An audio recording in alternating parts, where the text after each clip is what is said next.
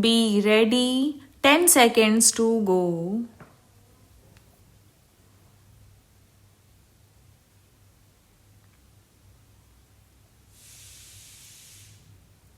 Start. I recall how, after years of struggle and suffering, India has won independence and shaken off the foreign yoke. All of us who took part in this struggle did so with the idea that when independence was achieved, there would be good government in India. When we accepted partition, it was with the sincere desire that we should thereby be enabled to work out our own salvation unhampered by the factors which rendered progress impossible. At the same time, we wished Pakistan well and hoped that under settled conditions, when they realized that we were really brothers and not two nations of different faiths and ideologies, they would come back to us. But the poison has been injected too far by the ceaseless propaganda of hate and of the two nation theory. The result has been that no Sikh in Hindu can live in peace and safety in Pakistan, a fact which had its reactions in that no Muslim could leave without fear and East Punjab. Nevertheless, we have to so order our conduct that no further religious quarrels taint our history. We must all live in amity and goodwill and must not tolerate Gunda Raj, which is being perpetrated in various areas, owing to the spirit of lawlessness which the last few weeks have generated and promoted. After alien rule, to which both the rulers of the state and the people were equally subjected, has been removed, all those who are left belong to one family. There can therefore be no quarrel with the princes. They are ours, and we can make them understand and appreciate our point of view. But before you can make them understand and ask them to relieve themselves of the burden which they are shouldering, it is your bounden duty to make yourselves worthy of taking over those responsibilities. It is not enough to ask for responsible government. You must know how to digest it. No government can function without popular support. Their two states are living examples of how, in the fitness and fullness of time, popular unity and strength had made the rulers part with power.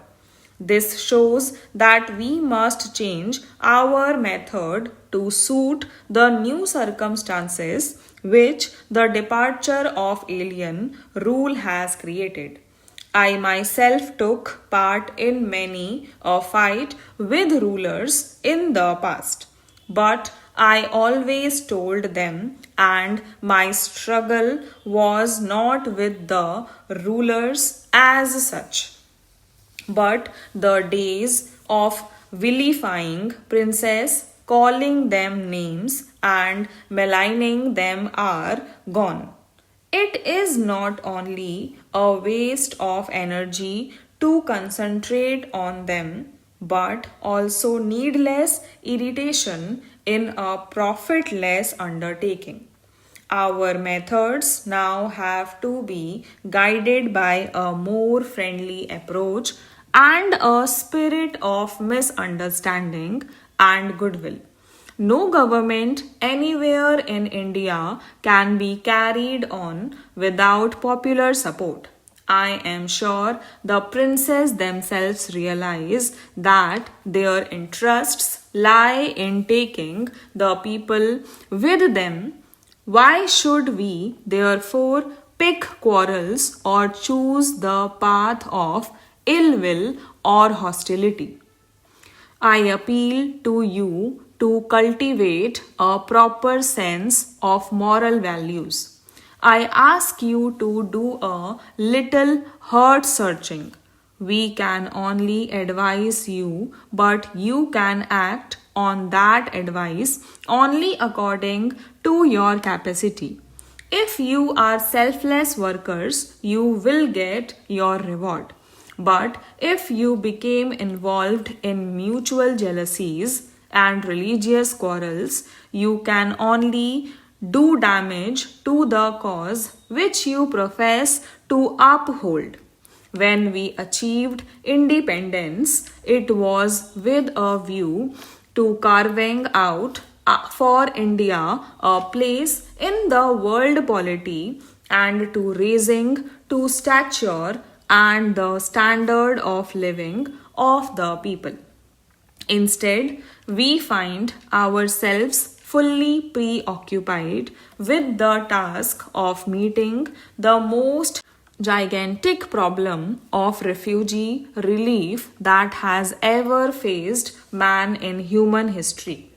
This is not the time to involve ourselves in needless disputes, nor can we ever afford to follow the mirage of many stands like Khalistans and Sikhistans or Jattistans. If we are not succeed in turning India into a Pavalistan, it is therefore up to you to forget your mutual quarrels and behave with a sense of responsibility and in a spirit of cooperation and goodwill.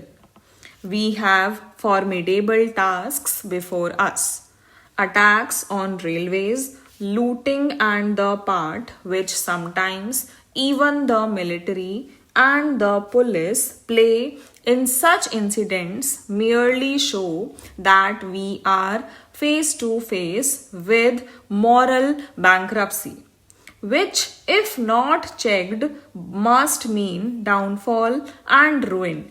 Remember, if a hungry man dies of starvation, he dies without a stain on his honor. But one who steals to feed himself virtually suffers from living death. He has not followed the path of honor and glory, but that of shame and disgrace. If we want popular government, we must build up popular support and strength. Princes want respect and reverence. They will gracefully yield to popular demand if they find that a sense of responsibility and popular support prompts and popular organizations to achieve its goals promptly. Stop.